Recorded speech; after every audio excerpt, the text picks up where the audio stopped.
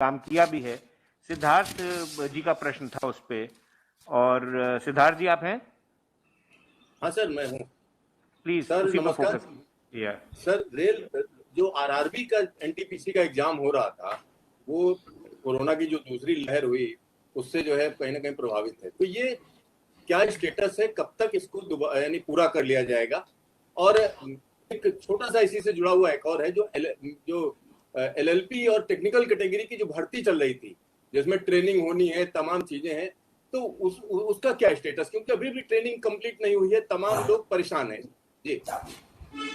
सिद्धार्थ, आपका question pertinent है और एक लाजमी सवाल आपने पूछा है। एज फार एज रेलवे में हम अगर आप देखा जाए तो हमारे पास से जो हम लोगों ने अपने पोस्टों को भरने की प्रक्रिया शुरू की थी, इसमें कुछ एरियाज़ में कुछ हमारे जो सेंट्रल एडवर्टिजमेंट्स निकले थे उसके हिसाब से हम लोगों ने लास्ट ईयर ग्रुप डी की भर्ती की थी। 1,43,000 वैकेंसी हमने भर दी थी, जिसमें 64,000 वैकेंसी एएलपी और टेक्नीशियंस की थी। लेकिन आपकी बात ठीक थी, कई सारे इसमें एएलपी, करीब 5,000 एएलपी अभी भी हैं जिनको कि या तो वो ट्रेनिंग में है या वो अभी आ रहे हैं हमारे पास। क्योंकि जैसे कि आपको मालूम है, कई स्टेट्स में भी इस तरह के इंस्ट्रक्शंस हैं हमारे पास कि ट्रेनिंग सेंटर्स अभी चालू नहीं है पूरी तरीके से। तो हम लोगों ने जहाँ जहाँ पे स्टेट गवर्नमेंट से बात करके उनकी परमिशन लेके स्टेट गवर्नमेंट्स में हमने ट्रेनिंग सेंटर्स को चालू कराया है और एएलपीज की ट्रेनिंग कराई है। इसीलिए ये नंबर अब घट के इतना रह गया है। लेकिन मुझे उम्मीद है कि अगले 1 महीने में ये भी सब लोग काम पे आ जाएंगे, मतलब at least they will be joining the training. जैसे आप बता रहे हैं कुछ लोगों को अभी कॉल लेटर मिले हैं या मिलने वाले हैं, but they are yet to start the training. तो जो माइंड में दुविधा रहती है वो खत्म हो गई है। They will most likely be joining training within a month और a month and a half, depending on ये जिस जगह पे स्टेट गवर्नमेंट्स की हम लोगों के ऊपर खास तौर से उन्होंने कह रखा है कि ट्रेनिंग को अभी आप ना शुरू करें।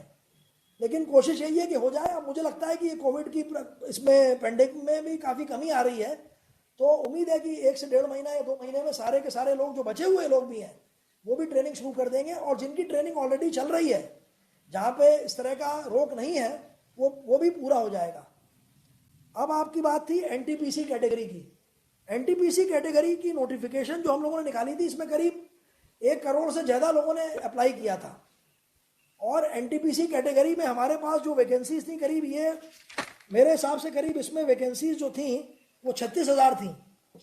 इसमें करीब करीब जो 1 करोड़ से भी ज़्यादा लोगों ने अप्लाई किया था, उसमें करीब करीब मैं कहता हूँ 1 करोड़ के ही करीब लोगों ने एग्ज़ाम अपीयर हो चुके हैं 7 फेजेस में।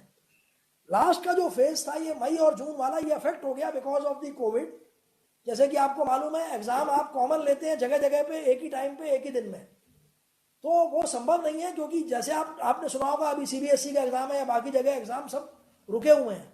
जैसे ही हमें क्लियरेंस मिलेगा तो हम ये जो बचे हुए लोग हैं इनको भी हम बहुत जल्दी पूरा कर देंगे एग्ज़ाम इनका। तो ये बेसिक एग्ज़ाम इसलिए नहीं रुका है कि बेसिकली कोई और लिमिटेशन था। अगर होता तो हमने बाकी एग्ज़ाम भी नहीं किया होता।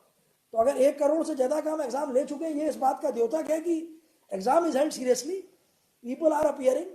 और मुझे उम्मीद है कि ये जैसे ही ये पेंडेमिक का मामला ख़त्म होगा, क्योंकि हर एक गवर्नमेंट का अपना अलग अलग है, ये जो आप जो करवा रहे हैं, ये इसका नोडल आरआरबी चेन्नई है जो इसको दिया गया है ये काम। तो वो सबसे पहले बात करते हैं आरआरबी से, स्टेट गवर्नमेंट से, कि कहाँ कहाँ पे जहाँ हमारे सेंटर्स हैं वहाँ पे क्या व्यक्ति आ पाएंगे हमारे पास। इसके अलावा बहुत सारे रिक्वेस्ट कैंडिडेट के भी आते हैं आरआरबी में कि अभी हम किसी भी पोजीशन में नहीं है आने के लिए। तो इन सबको नज़र रखते हुए हम ये भी देख रहे हैं कि एक प्रैक्टिकल तौर पे एग्ज़ाम कराएं। क्योंकि ये आप भी समझेंगे कि कोई एग्ज़ाम आपने जल्दीबाजी में करा लिया और बाद में आपके पास रिप्रेजेंटेशन आ गए, तो that will also be not be nice. But I can want to assure you कि एग्ज़ाम होगा और रेगुलर तौर पर ये आगे चलता रहेगा।